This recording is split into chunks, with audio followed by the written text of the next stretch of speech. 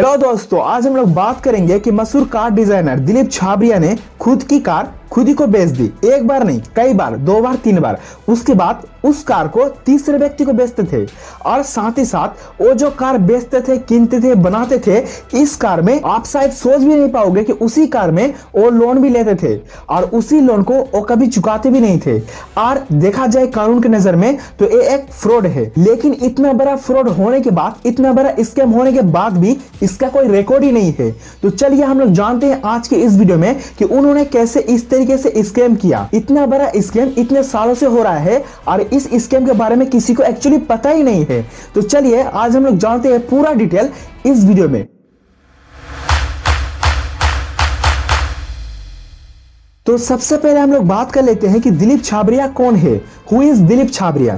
तो दिलीप छाबरिया है इंडिया के एक मशहूर स्पोर्ट्स कार डिजाइनर। आप लोग ऐसा कह सकते हो, आप लोग ये भी कह सकते हो कि इंडिया के फर्स्ट स्पोर्ट्स कार इन्होंने डिजाइन किया है। मतलब कि उनका जो कार है DC अवंती, वो है इंडिया का फर्स्ट स्पोर्ट्स कार, ऐसा आप लोग कह सकते हो। इसके अलावा भी इनके कंपनी का नाम है Dilip Chhabria design private limited.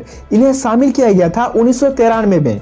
और साथ ही साथ इनकी जो कार है, मशहूर कार DC अवंती, इसे मार्च 2015 में automotive research association of India ARAI इनके द्वारा कह दिया गया कि ठीक है, आपका कार जो है वो ठीक है, इसे आप लोग लॉन्च कर सकते हो। और इसी मशहूर कार DC अवंती को Dilip Chhabria design private limited ने 2016 में इसे कर दिया लॉन्च। अब हम लोग बात कर लेते हैं कि दिलीप छाबरिया को गिरफ्तार क्यों किया गया।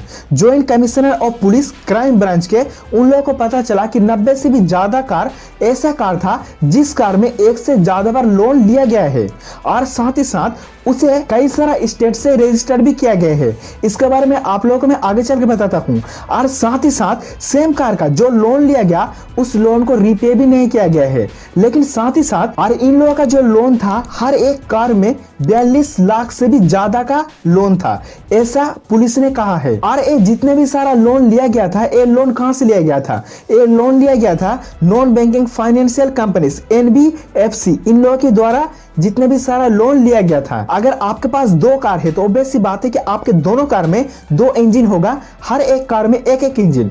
लेकिन यहाँ पर क्या हुआ कि एक ही इंजन 2 कार में है।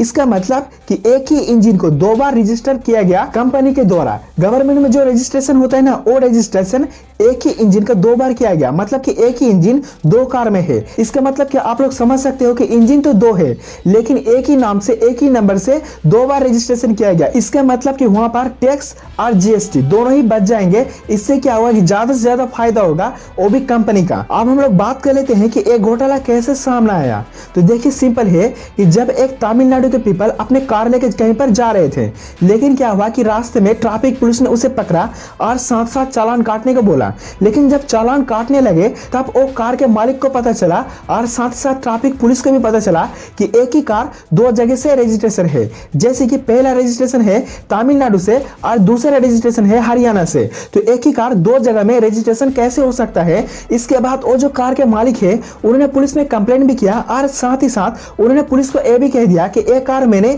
दिलीप छाबरिया की कंपनी से खरीदा है। और आपको शायद जान के हैरानी हो जाए कि जितना भी कार इंडिया में बिकता था उससे भी कम दाम में उसे बेचा जाता था विदेश में, यानी कि किसी और कंट्री में। और आप लोग शायद सुनकर दंग रह जाओ कि इससे पहले कभी भी दिलीप छाबरिया के बारे में एक भी पुलिस कंप्लेंट नहीं किया गया है।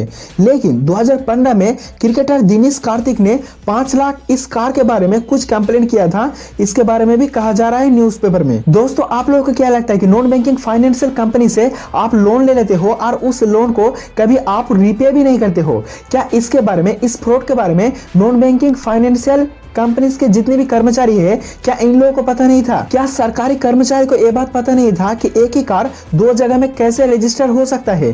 क्या आपको क्या लगता है यहाँ पर करप्शन है या फिर नहीं है? आप लोग इसका आंसर यस या फिर नो में बता सकते हो। और साथ ही साथ अगर आप लोगों को ये वीडियो अच्छा लगा है तो आप जल्द से जल्द इस चैनल को सब्सक्राइब कीजिए और साथ ही साथ आप लोग ये वीडियो को जल्द से जल्द ज्यादा से ज्यादा शेयर कीजिए ताकि मुझे भी मोटिवेशन मिले कि ऐसे ही मैं अच्छा वीडियो बना पाऊँ आप लोगों के लिए।